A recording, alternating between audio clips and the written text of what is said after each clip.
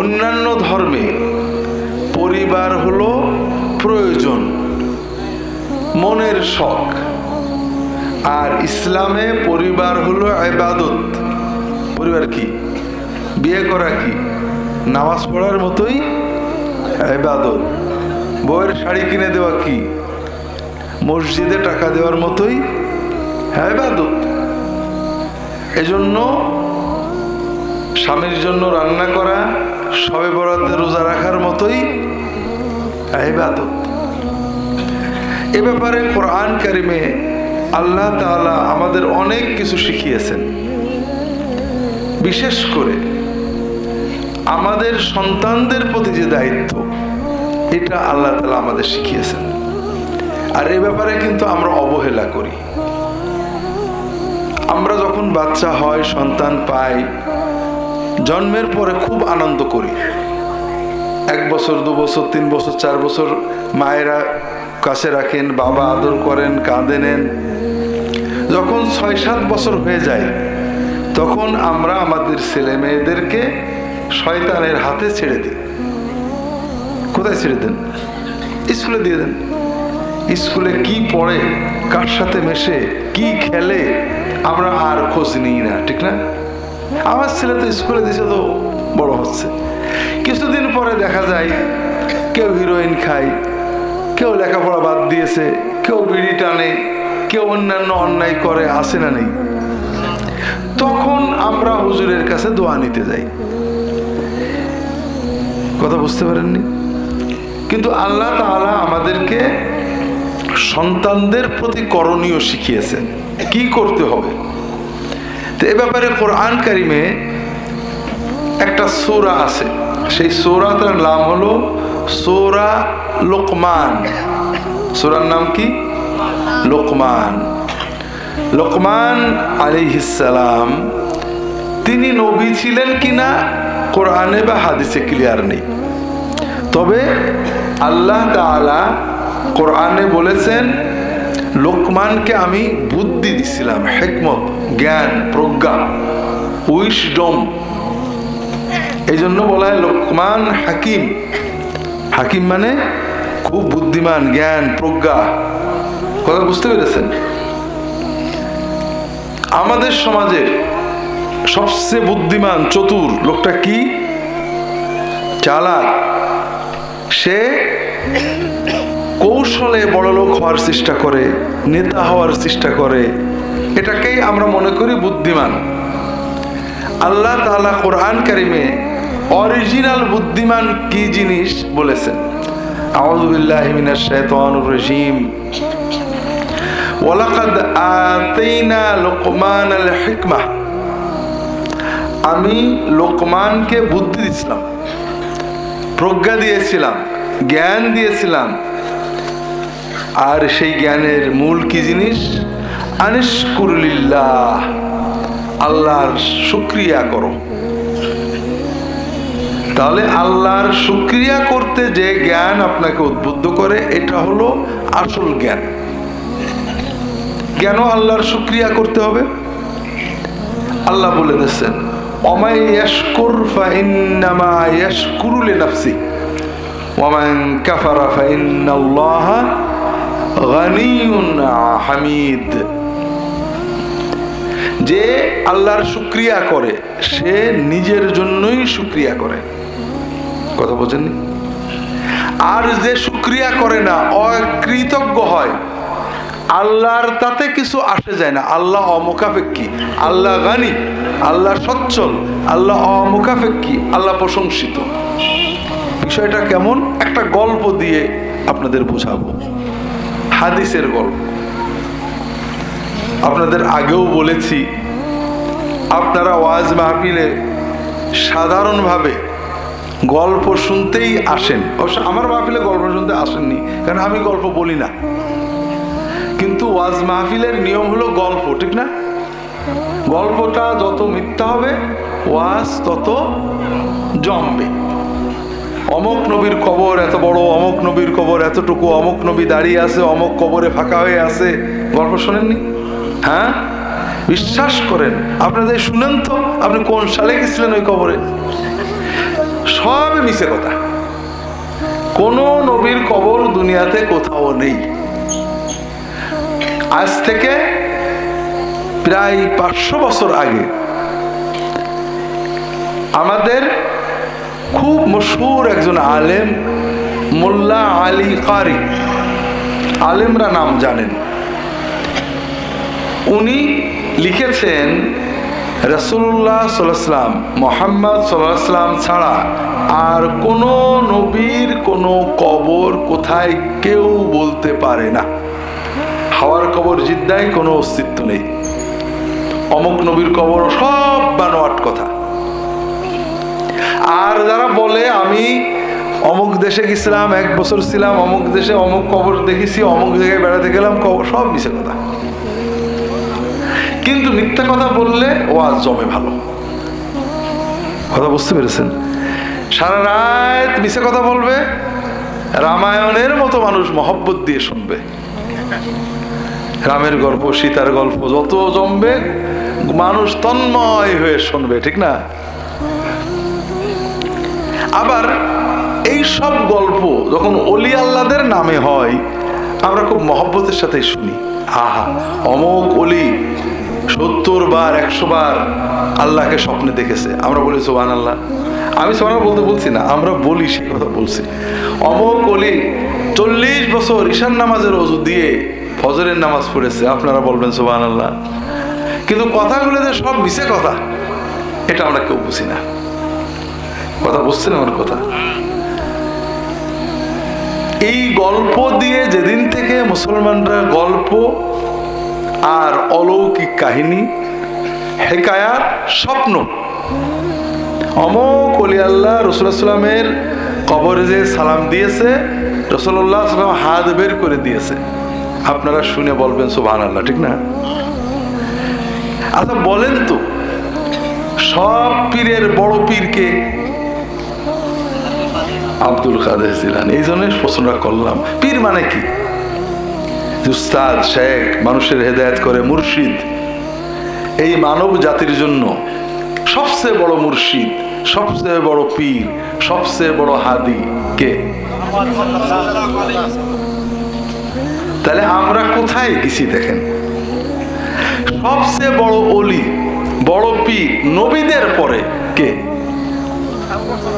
হ্যাঁ, এই যে কিছু মুসলমান আছে এখানে। আমরা কোথায় আছি? আবু বকর, ওমর, ওসমান, আলী, হাসান, হুসাইন, ফাতেমা, বেলাল, আনাস, জাবের রাদিয়াল্লাহু তাআলা আনহু আজমাইন, তারা বড় পীর, বড় ওলি না আব্দুল কাদের জিলানী, মাইনুদ্দিন, নিজামুদ্দিন, জুনায়েদ বাগদাদি এরা বড়? বলেন তো, সাহাবীরা বড়। আচ্ছা এখন বলেন তো, সাহাবীরা তো নবীজির কবরে সালাম দিতে যেতেন, যেতেন না? হাত বের করেছেন কোন নবীজি কোনোদিন? কোন ঘটনা আছে? তাহলে কি মনে করেন নবীজির মহব্বত, আশেক পরের হুজুরদের বেশি ছিল, সাহাবীদের কম ছিল? আবু হানিফা তো হজ করতে গেছেন, কবর জিয়ারত করতে গেছেন, কই নবীজি তো হাত বের করে দেননি। এগুলো বানোয়াট গল্প। এই জন্য উলামায়ে কেরাম যদি থাকেন, আমি অনুরোধ করব আল্লাহর হস্তে, আমি সব জায়গায় মনে থাকলে কথাটা বলার চেষ্টা করি, উম্মতের অবস্থা এখন খুবই খারাপ। মনে করেন আমাদের বাংলাদেশের প্রতি 100 জন মুসলমানের ভিতরে নামাজ পড়ে কতজন?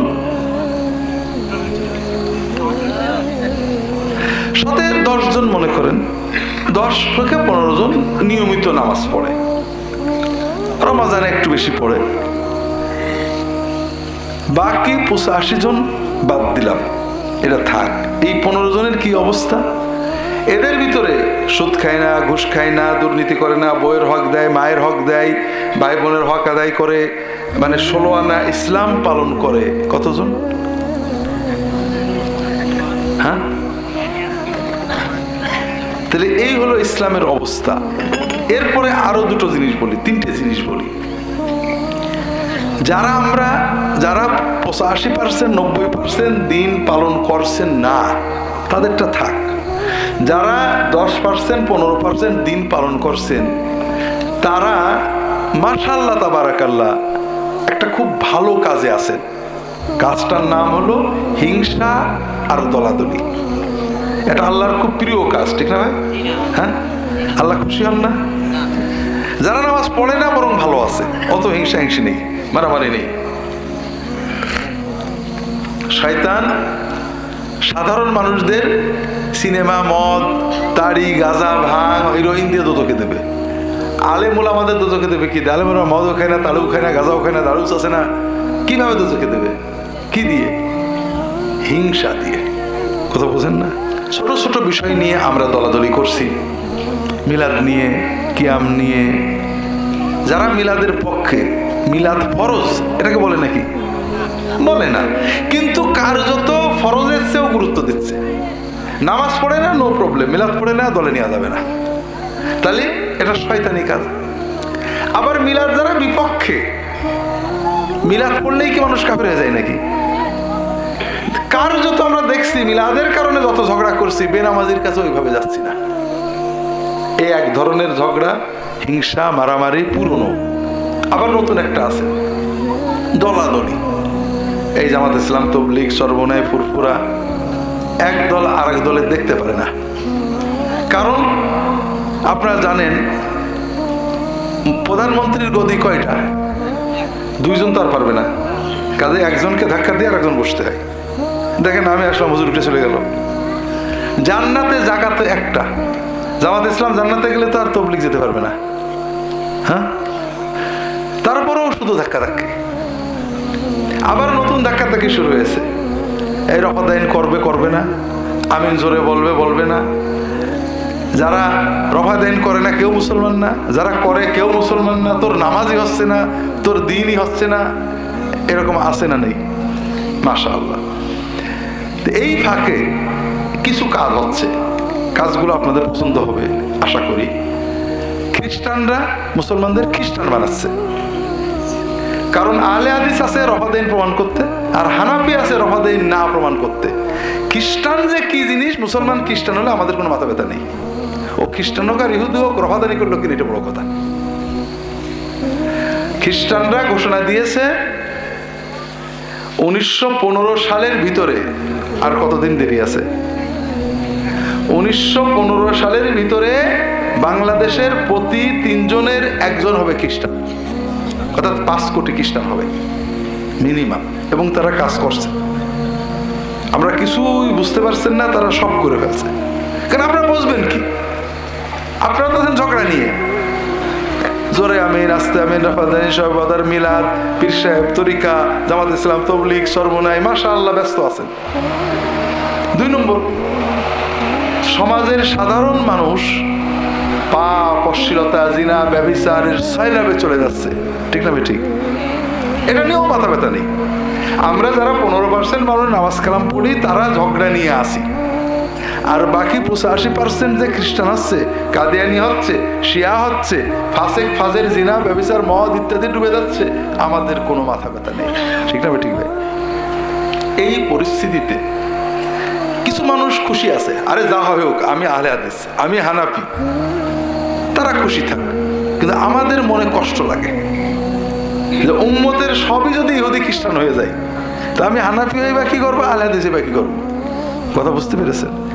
এই মুহূর্তে যদি উম্মতকে সত্যিকারের দিক নির্দেশনা দিতে হয়, তাহলে আমাদের আল্লাহ রাসূল সাল্লাল্লাহু আলাইহি ওয়াসাল্লাম, সাহাবায়ে কেরাম, আমাদের ইমামগণ যেটা দিয়ে হেদায়েত করেছেন, আল্লাহর কোরআন, নবীর হাদিস আর সাহাবায়ে কেরাম, তাদের জীবনী, তাদের গল্প বলবেন।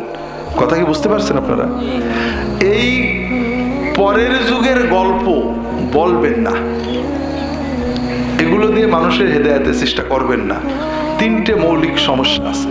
একটা হলো, যে গল্পগুলো আমরা বলি এগুলোর কোনো সনদ নেই, এগুলো সত্য মিথ্যা, শয়তানে বানাইছে না মানুষে বানাইছে, কোনো প্রমাণ নেই। 2 নম্বর হলো, আল্লাহ তাআলা কোরআন কারিমে তার রাসূল সাল্লাল্লাহু আলাইহি ওয়াসাল্লামকে এবং সাহাবায়ে কেরামকে আমাদের জন্য মডেল বানিয়েছেন।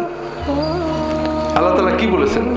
কুল ইন কুনতুম তুহিব্বুনাল্লাহা ফাত্তাবিউনি, তোমরা যদি আল্লাহর আশিক হয়ে থাকো, আল্লাহর মহব্বত করে থাকো, তাহলে রাসূল মুহাম্মদ সাল্লাল্লাহু আলাইহি ওয়াসাল্লামের অনুসরণ করো।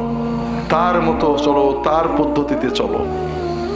অন্য আয়াতে সূরা তাওবায়, এটা হলো সূরা আলে ইমরানে, আল্লাহ তাআলা বলছেন ওয়াস-সাবিকুনাল আউয়ালুনা মিনাল মুহাজিরিন ওয়াল আনসার ওয়াল্লাযীনা ইত্তাবাউহুম বিইহসান রাদিয়াল্লাহু আনহুম ওয়া রাদু আনহু ওয়া আ'আদ্দা লাহুম জান্নাতিন তাজরি তাহতাহাল আনহার। আল্লাহ বলছেন রাসূলুল্লাহ সাল্লাল্লাহু আলাইহি ওয়াসাল্লামের সাহাবী মুহাজির আনসার প্রথম কাতারের, তাদেরকে আল্লাহ দুটো পুরস্কার দিয়েছেন। একটা হলো তাদের জন্য জান্নাত বানিয়েছেন, আর একটা হলো তাদের উপরে আল্লাহ খুশি হয়েছেন। মুর্তাজাপুরের লোকেরা সুবহানাল্লাহ কয় না? আল্লাহ মুহাজির আনসার প্রথম অগ্রগামী সাহাবীদের জন্য দুটো পুরস্কার দিয়েছেন। একটা কি? তাদের জন্য জান্নাত বানিয়েছেন। আর একটা কি? আল্লাহ তাআলা তাদের উপরে খুশি হয়ে গিয়েছেন। আর পরের মানুষেরা যারা ওই মুহাজির আনসার সাহাবীদের ইত্তেবা করবে সুন্দর করে, আল্লাহ তাদের উপরেও খুশি হবেন, তাদের জন্যও জান্নাত বানাবেন। তাহলে আল্লাহর সন্তুষ্টি এবং জান্নাত পাওয়ার জন্য সাহাবী মুহাজির আনসারদের ইত্তেবার কথা আল্লাহ বললেন, ঠিক না? কথা বুঝতে পারেন? তাহলে আমাদের মডেল হলেন রাসূলুল্লাহ সাল্লাল্লাহু আলাইহি ওয়াসাল্লাম মূলত, এরপরে সাহাবায়ে কেরাম। পরের যুগের যত ওলি আউলিয়া আছে এরা কেউ মডেল না, এরা বুজুর্গ, এদের জন্য আমরা দোয়া করব, কিন্তু এদের সব কাজ অনুকরণীয় না। কথা বুঝতে পেরেছেন? তাহলে এক নম্বর হলো এইসব গল্পের সনদ নেই, আজগবি বানোয়াট, সত্য মিথ্যা জানা যায় না। দুই নম্বর হলো এই সকল মানুষদের কর্মে ভিতরে আমরা মডেল পাবো না, মডেল পাবো, আদর্শ পাবো রাসূলুল্লাহ সাল্লাল্লাহু আলাইহি ওয়াসাল্লাম সাহাবিকারের ভিতরে। আমি বিভিন্ন মাহফিলে দু একটা নমুনা দিই, আপনাদের এখানেও বোধহয় বলছি। আমরা বাংলাদেশের মুসলমান, যদি কাউকে বলা হয় 10 জন সাহাবীর নাম বলো, আমরা বলতে পারবো? পারবো না। রাসূলুল্লাহ সাল্লাল্লাহু আলাইহি ওয়াসাল্লাম জীবদ্দশায় 10 জন সাহাবীকে জান্নাতের সংবাদ দিয়েছেন, যাদেরকে আশারায়ে মুবাশশারা বলা হয়। এদের নাম আমরা জানি, জানেন আপনারা? কেউ জানে না, একজন হয়তো জানে। কিন্তু যদি বলা হয় 10 জন ওলি আল্লাহর নাম বলেন, পারবেন না? তাহলে বোঝা গেল আমরা সাহাবায়ে কেরামকে বাদ দিয়ে পরের বুজুর্গদের গল্পগুলো বেশি বলি, এটা ভুল। এ কারণে আমাদের সমাজে দ্বীনি চেতনা নষ্ট হচ্ছে। যেমন ওয়াইস কারনী রাহমাতুল্লাহ আলাইহি তাবেঈ ছিলেন, তার গল্প আপনারা জানেন না? তিনি দাঁত ভেঙে ফেলছিলেন নবীজির মহব্বতে, ঠিক না? আশিকে রাসূল ছিলেন, ঠিক না? আশিকে রাসূলের মডেল ছিলেন, ঠিক তো? এখন বলেন তো, আমি যদি আমার পীর ও মুর্শিদের আশিকে হুজুর দাজ্জাল বাহিনীর বিরুদ্ধে যুদ্ধ করার জন্য ফিলিস্তিনে চলে গিয়েছেন, ইহুদিদের গুলি লেগে হুজুর শহীদ হয়ে গিয়েছেন, আমি খবর পাওয়ার সঙ্গে সঙ্গে একটা পিস্তল নিয়ে নিজের বুকে নিজে গুলি নিয়ে আমিও শহীদ হয়ে গেলাম। আমি তো আশিক, ঠিক না? আমি তো বড় আশিক, ঠিক না? আপনার কথা বলেন না কেন? ঠিক, মানে হুজুর ইহুদিদের গুলিতে শহীদ হয়ে হুজুর যে জান্নাতে গেছে, আমার নিজের গুলিতে নিজে শহীদ হয়ে আমিও সেই জান্নাতে যাব, ঠিক না? হ্যাঁ, যাবে না? কেউ যদি সচেতন অবস্থায় যত বড় আশিকই হোক, যার এশেকেই হোক, যার মহব্বতেই হোক, নবীজির মহব্বতে, ফাতেমার মহব্বতে, আলীর মহব্বতে, আব্দুল কাদের জিলানীর মহব্বতে, যে কোনো রাসূলুল্লাহ আলাইহি ওয়াসাল্লাম আলাইহিস সালাম, যে কোনো লোকের মহব্বতে সচেতন অবস্থায় নিজের হাত নিজে কাটে, নিজের দাঁত নিজে ভাঙে, নিজের মাথায় লাঠি মারে, সওয়াব হবে না গুনাহ হবে? কি হবে ভাই? আর যদি বেহুশ হয়ে কিছু করে, গুনাহ হবে না, সওয়াব হবে না। তাহলে দাঁত ভাঙাটা আশিকের মডেল কি না? মডেল? হ্যাঁ, মডেল হলো এই যে ছোট বাবু বুঝেছে যে না, কারণ এটা একটা আজগবি বানোয়াট মিথ্যা গল্প, এটা কোনো দিন না। ঘরে বসে যদি আমার দাঁত ভাঙি, আল্লাহর কোনো ফায়দা আছে? দিনের কোনো ফায়দা আছে? আমার কোনো ফায়দা আছে? এই পাগলামি শেখানোর জন্য দিন আসেনি। আপনি লড়াই করেন, অন্যায়ের বিরুদ্ধে জিহাদ করেন, নিজের জীবন দেন, এটা ভালো কাজ। কিন্তু ঘরে বসে মাথায় লাঠি মেরে মরে গেলেন, এতে কি ফায়দা আছে? এই পাগল বানানোর জন্য ইসলাম আসেনি, ইসলাম বুদ্ধিমান বানানোর জন্য আসছে। এই ধরনের যত গল্প আছে, গল্প চমক আছে, কিন্তু শিক্ষা নেই। আর এই গল্প দিয়ে আপনাদেরকে আমরা জমাতে পারি। যত মিছে কথার গল্প বলবো তত জমবে। তো যাই হোক, আমি একটা গল্প রাসূলুল্লাহ সাল্লাল্লাহু আলাইহি ওয়াসাল্লাম বলেছেন। আমরা প্রথমে কোরআনের এই আয়াতে কি পেলাম? লোকমান খুব বুদ্ধিমান ছিলেন, আল্লাহ তাকে বুদ্ধি দিছিলেন। আর সেই বুদ্ধির ভিত্তি কি? যে আল্লাহর প্রতি কৃতজ্ঞ হও। আল্লাহ তোমার যা দিয়েছে সবসময় অন্তরটা ভরে রাখো যে আল্লাহ তোমার দয়ায় পাইছি।